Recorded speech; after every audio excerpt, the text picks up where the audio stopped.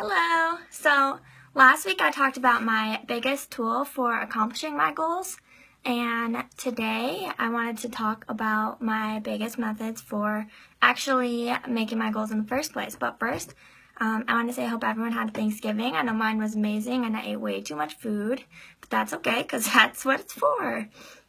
But anyways, so yeah, yesterday I talked about accountability.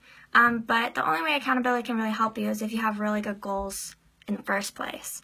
So my first suggestion for creating your goals is set them higher than you think. So whatever your goal is, say if you want to lose weight, you want to lose 10 pounds, make your goal higher than that. So multiply it by 3 or 2 or whatever is appropriate for it. So maybe you, instead of saying you want to lose 10 pounds, you want to lose 20 pounds. Or say you want to save $1,000, multiply that by 5. Say your real goal is you want to save $5,000. So what this does is you take a certain amount of action towards a goal that you set. So if you want to lose 10 pounds, you're going to do what you think it's going to take to lose 10 pounds. But if your goal is higher than that, then you're going to do what it takes to lose that 20 pounds. So that way, if you only accomplish your goal like 80%, if your goal was 10 pounds, then you would have lost 8 pounds. If your goal was 20 pounds, then you're going to lose 16 pounds, and that's way accomplishing your first goal, even though you didn't hit your actual goal. But the higher your goals are, the more actions you're going to take to reach your goals.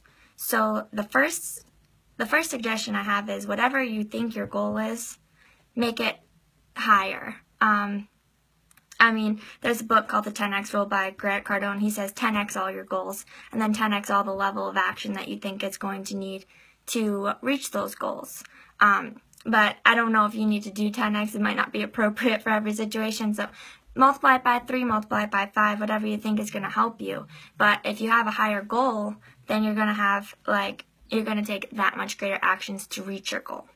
The second suggestion is to write down your goals every day. So wake up in the morning in a notebook or in a journal, just write down what all your goals are or your main goals that you're trying to hit right now.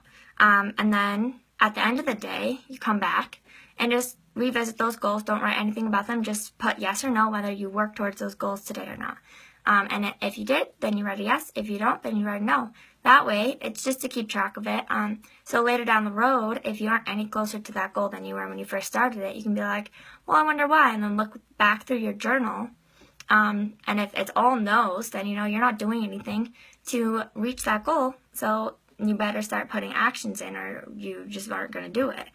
So it's just a way to keep track of if you're actually moving forward or not, where sometimes you might not even realize it, but if you have the yes or no's right there, it's very easy. Another thing you could do, which is similar, but I wouldn't do it in place of, is to have a vision board of everything that you want to achieve. And then your vision board will remind you, put it in a place where you see it all the time, and it will remind you of what you want, and that way you're not getting sidetracked. But I would write them down too, because then you have the yes or no's to go with it. And I know some people they have 4 goals that they write down every day.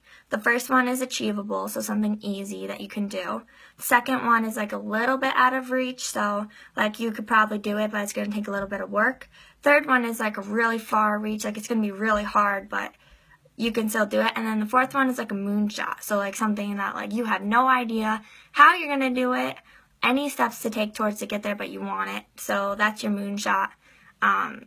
You might not ever get it, but it's still there to work towards if you want to. So you could do that. You could do a short-term, intermediate, long-term goal, anything that works for what you're trying to do. And then the third step is to take your big goal and then break it into little goals or milestones or action steps that you need to do. So if you want to lose 10 pounds, like I said in the beginning, I don't know, make milestones for 2 pounds, 4 pounds, 6 pounds, but also make them you have to eat healthier, break it down further. You want to eat healthier, you want to go to the gym 3 times, what are you actually going to do to reach this goal? Because just because you say you want to lose 10 pounds or save $1,000, how are you actually going to do that? So explicitly write that down so you know what you're doing. And then as a bonus, those are the 3 steps. As a bonus, accountability. You want someone to hold you accountable. And I talked a lot about on that last week, so if you want to learn more about that, you can go to the video from last week. But so the 3 steps are, first, set your goals bigger than what they actually are, because you're going to take more actions to accomplish them.